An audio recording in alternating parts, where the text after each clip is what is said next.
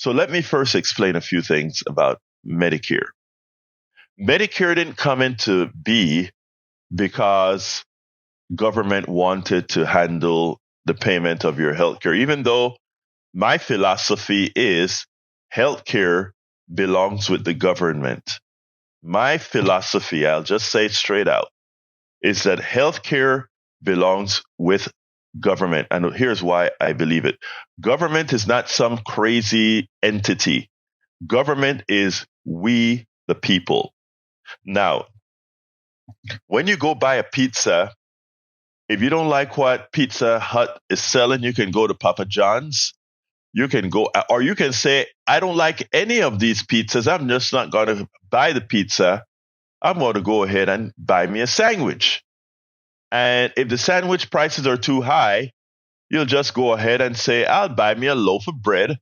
I'll buy me some Vienna sausage and some cheese, and I'll make me a Vienna cheese sausage sandwich. I have those choices. These are choices that I can make. Those things belong in the private sector, where I can get a whole ton of different types of pizzas, where I can get a whole ton of different types of sandwiches. That belongs in the private sector. I want a car. Do I want an electric car? Do I want a car that's red, pink, blue? That belongs in the private sector. However, if I'm driving down the road and get into an accident and I break my leg and I break my neck, that does not belong in the private sector. Several reasons. Because at that point in time, I don't have a choice. I have to get health care for my neck. I've got to get health care for my arm. So therefore, whoever is going to provide that service can charge me whatever the hell they want to charge me, because I am in a state where I'm at a must, right? And not only that, most of the technology used in healthcare, I repeat, most of the technology used in healthcare was designed and provided to you by research dollars you as a taxpayer already paid for. I know you see all the ads that tell you the reason why we have healthcare or private healthcare and why it's so high is because research. We have to research and we have to test drugs. Most of that is a lie, a provable lie. Most of these companies, their largest budget is in advertising, is in marketing, is in bonuses. A little bit of that money goes to research and development. Most of the research and development monies generally comes from you, the government, you, your taxpayer dollars. There's not a question about this. There's all a fidgety math that they like to use, but ultimately, we the people, government pays for that drug that Moderna is making a lot of money on for COVID. You know who paid for most of the research on that drug? You did. Your RNA technology did appear out of magic 1 year after COVID was instantiated by some great company who created this drug. That's not how it happened. Moderna had our mRNA technology that was funded by the government for decades, and COVID was a great test case to put it into action. Okay? And the testing of all of that for it and COVID is what occurred at lightning speed. The technology proper did not come at lightning speed. It was developed over decades and decades of research dollars that you paid for. Okay. We're talking about Medicare Advantage, but I need to give some background. Okay. Now, why do I say healthcare belongs with the government? Again, it's because at that point, you don't have choices. And likewise, we already paid for much of this. Now, but we allowed private insurance. the politicians were bribed, all of that. We allowed private insurance to take care of these issues. Good. Private insurance meant what? It meant that I am going to take a chance on you paying me a certain amount of money every month, and I'm going to make the bet that you won't get sick, or enough of you that are paying me a bunch of money every month won't get sick enough that I have to spend all the money that you pay me in premiums into getting you healthy again. That's what insurance is. It's a company making a bet and you making a bet. You are betting that you are going to get sick, and that insurance company is going to pay more than you are paying that insurance company. And that insurance company is making a bet that they are going to pay less for your health care than what you're paying in premium. And in the aggregate, that is exactly what happens. They have actuarial tables that say if I have 1,000 people, about 100 of them are going to get sick. And that the cost of that 100 is going to be X amount of dollars. I charge more in premium for collecting that X amount of dollars, and all of the whatever I don't pay out to get you healthy goes into the pockets of the shareholders of the private insurance company and into bonuses for the executives. That's the private insurance model. But there's a funny thing about health. As we get older, in the aggregate, we get sicker. As we get older, we get sicker. And as we get sicker, it costs more money for us to get healthy. So insurance companies, because they are a profit engine, insurance companies are not there to do a good deed. That's why it drives me crazy when somebody says, I love my insurance company. Your insurance company was not designed to make you feel good or to do good by you. Your insurance company was a business model to make money for a few people who own that insurance company, or a few executives, even in the nonprofit insurance companies, a few executives who run that company and the bonuses they get for spending less than they take in. All right, because that extra money goes to the shareholders and it goes to the executives. Insurance companies are not there. So you're not there to like your insurance company. You're there to make sure your insurance company pays the bill. Nothing more, nothing less. It's a transaction. There's no love there.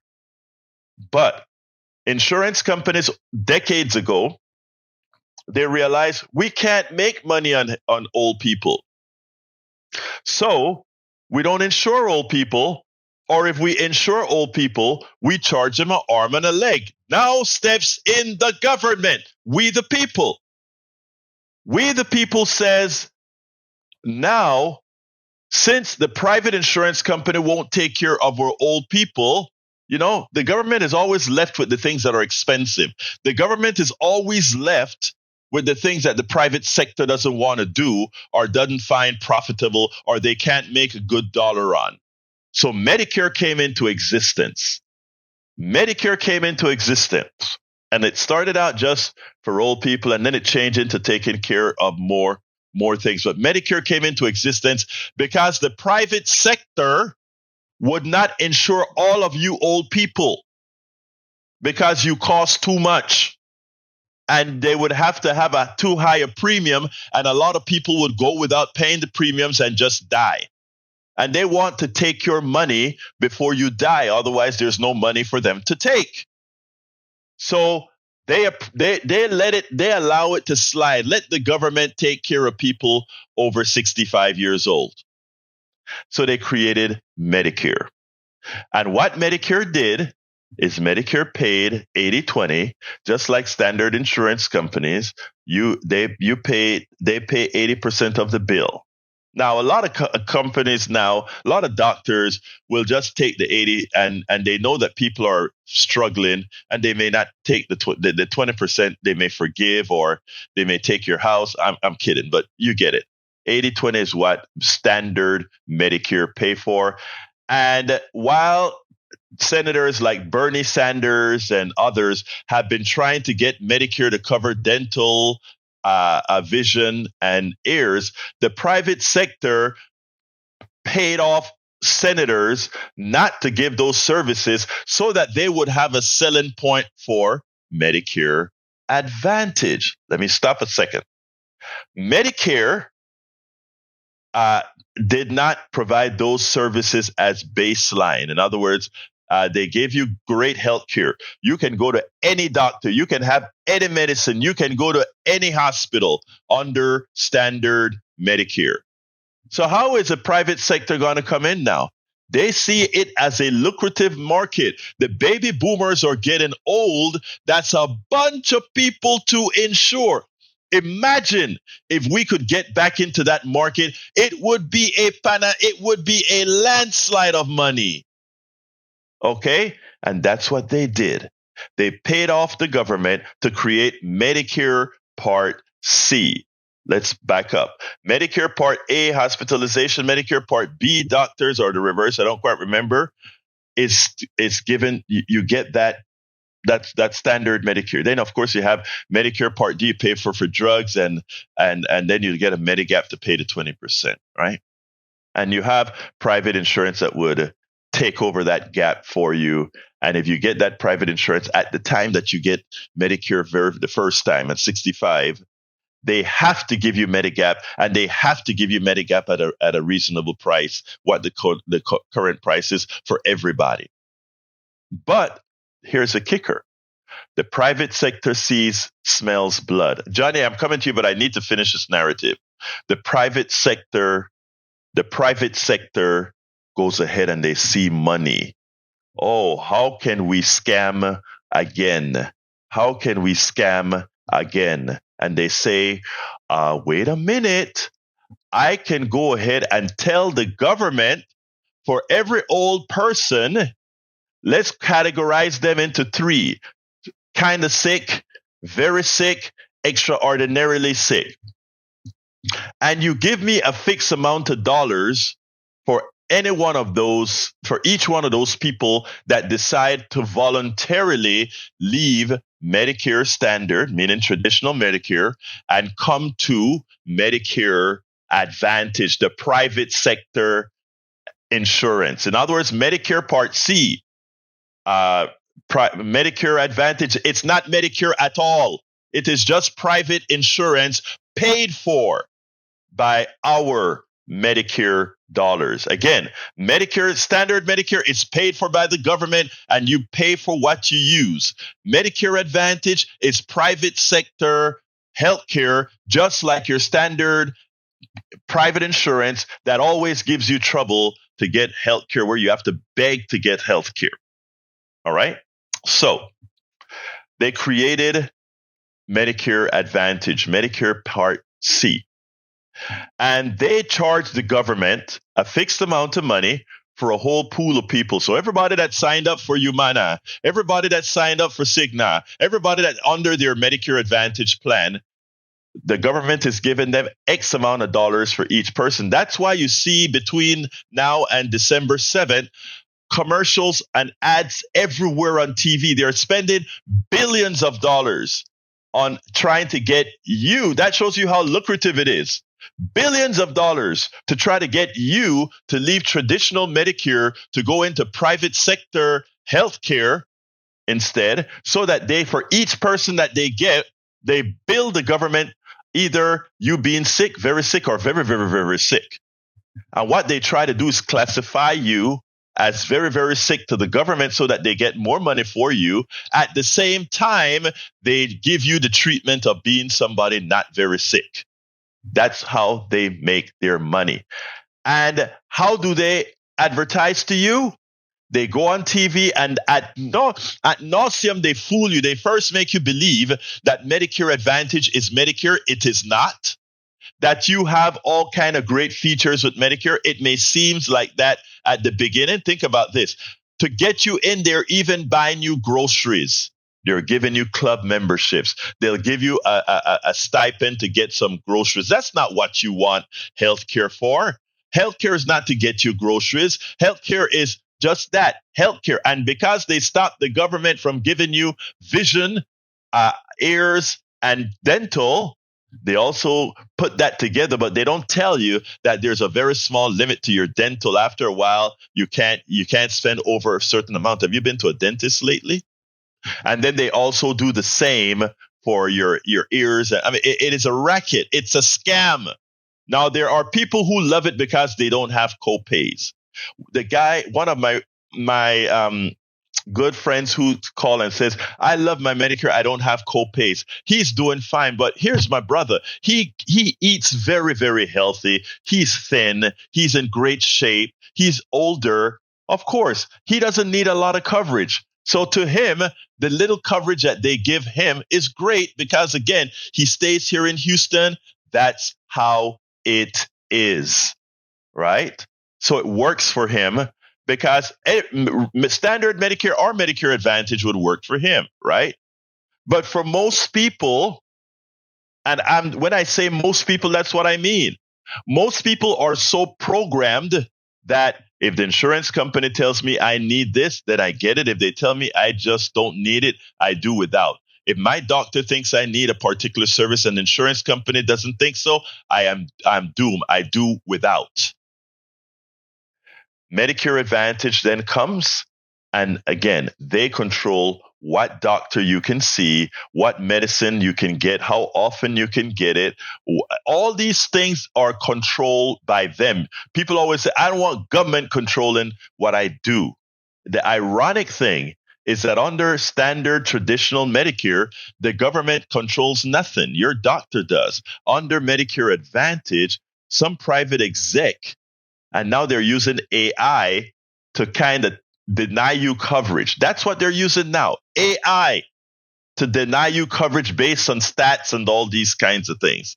So that is the reason why, to the listener, why I promise you that Medicare Advantage is a scam. If you like it now, wait a few months or wait a few years. Wait till you get an illness worth true insurance, and you'll see what we're talking about when we talk about the fraud that is Medicare Advantage. And remember this, all frauds have honey. All frauds have honey. We have to find a way to entice you to come.